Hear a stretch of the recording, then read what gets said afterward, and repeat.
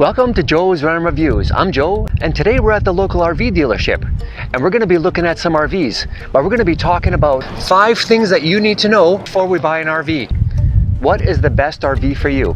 So stay tuned, folks. Here it comes.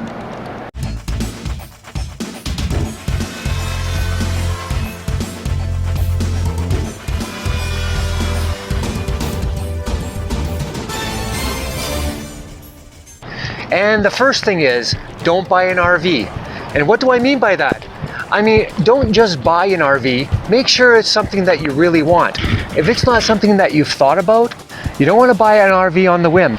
Now let's have a look at this RV. This is a Jayco Eagle Series. Now this is a pretty large RV, and it's got 2 slides. Is this RV something that you could purchase? There are definitely different things you have to think about. Is this RV something that you could purchase and that would fit in your driveway? What is the best RV that's going to fit my needs? Number 2, what type of RV do I actually want? So what type of RV do you want? If you want a pull behind or a 5th wheel, do you have a truck? You have to think about what type of truck you have and if it's capable of pulling the RV that you're looking to purchase. Which one will suit your needs? Do you have a family? Do you need something larger or smaller? As you can see in this lot, there are quite a few different RVs. Of course, there are lots of size RVs, and you have to ask yourself, are these the type of RVs that I want to purchase? What size of RV do I need to purchase? What's going to fit my needs is always a question that comes along, and always a question that everybody seems to ask themselves. Is this too small? Is this too big? How much is it going to cost me? What type of RV would suit your lifestyle? What exactly do you want to do with it? Are you thinking about living in the RV, or are you thinking about just using it on weekends? Those are all things you have to take in consideration. There are so many different sizes and so many different choices that you can make. Maybe a smaller RV might suit your needs a bit better. Say you've got an F-150, you're able to pull quite a bit of weight with an F-150. So let's look at smaller pull-behind RVs, and let's see what we can find here on this lot, folks. So on first look, there's a little Passport SL Series by Keystone. It's a nice little trailer. It's about 22 feet, and a small F-150 or an SUV can handle it. Then we're looking at this Transcend Explorer. Now you can get these from 19 foot up to about 28 feet. Nice trailers as well, but you have to certainly look at the weight. Now if you look along at this Jayco is a small RV, but it's also got a pop-out. So this will be your bed that extends, and it gives you a lot more bang for your buck. It's got a pop-out bed in the front, and then it's got an extended pop-out for a bed on the side. It's about a 19-foot pull-behind Jayco or other makes, depending on what you're looking for. Could be a really, really good option. Some of them are actually quite light, and you can pull behind an SUV, which might be something that you might want to look at.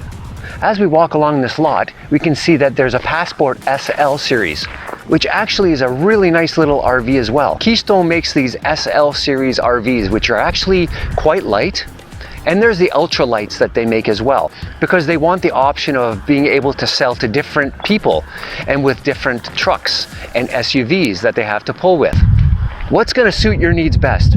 Are you going to be going off-road? If you're just going to be solo camping and a 5th wheel or maybe a larger pull-behind trailer is not something that's going to suit your needs, maybe a camper might be a good option, type of RV, where you can put on top of a truck that you have already. Or do you have to perhaps go up? If you've got an F-150, that's not going to be able to take a lot of weight on a regular camper, but a bigger truck like an F-250 or an F-350 can certainly take a lot more weight. That's something that you might want to look into. As we move over to this Grand Design Momentum, you can see that this one's a toy hauler. Super nice RV, but it's a good size RV. It's large. Is it going to suit my needs? Do I want to haul something in it?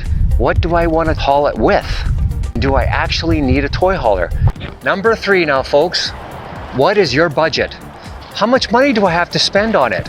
Have I thought about storage cost? Have I thought about insurance? Do I have to take out a loan? How much is that going to cost me? That's certainly another question you're going to have to ask yourself.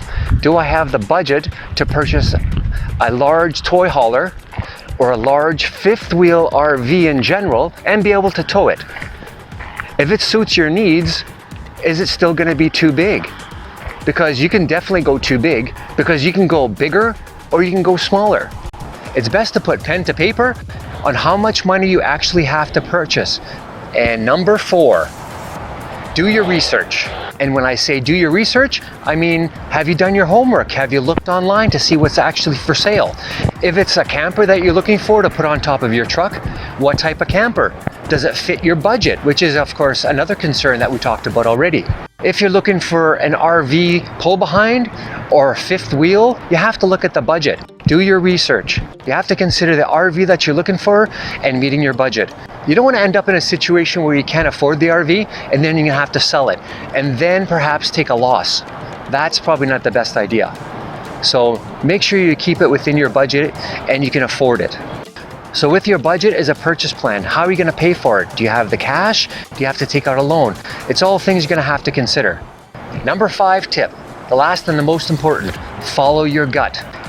If you're questioning your purchase, then you should follow your gut. If you think you can't afford the RV and your gut's telling you that you should wait and maybe do some more research, that's probably a good idea to make sure that you're purchasing the right RV that meets your needs.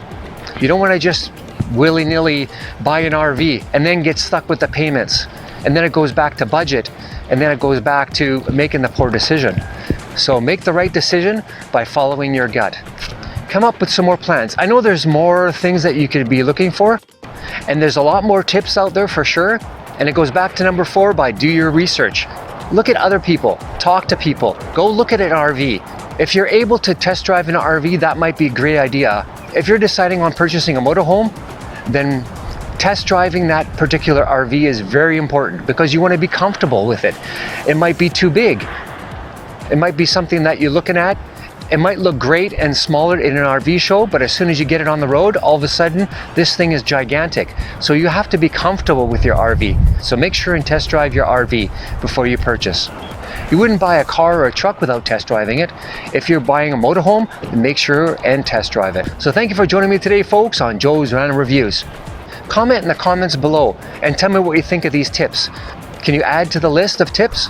Is there something that's really important that you experience that you think that somebody else should know? Write it in the comments below. If you want to see a video on an RV show that has several smaller RVs that are nice and easy to tow, you can click on this link right here.